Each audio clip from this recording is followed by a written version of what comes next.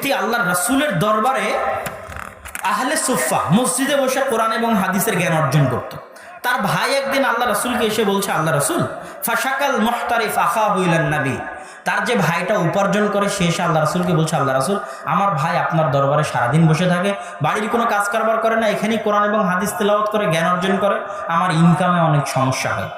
তখন রাসূল সাল্লাল্লাহু আলাইহি ওয়াসাল্লাম তাকে বললেন, লাআল্লাকা তুরযাকু বিহ, শোনো, তোমার ভাই আহলে সুফফাদের সাথে কোরআন তেলাওয়াত করে, হাদিস মুখস্থ করে, তোমার সাথে ইনকামে সহযোগিতা করতে পারে না। তুমি একটা জিনিস জেনে রাখো, তুমি যতটুকু ইনকাম করো ততটুকু তুমি যে তোমার এই ভাই, যে ভাই আমার আহলে সুফফায় পড়তেছে, তার খরচ বহন করতেছো, এর খরচ বহন করার কারণেই তুমি যতটুকু রিজিক পাও অতটুকু পেয়ে থাকো। কথা যদি বুঝতে না পারেন তাহলে আমি বুঝাতে ব্যর্থ। এবার এটাকে আরো স্পষ্ট করি। পৃথিবীতে সব মানুষ নিজ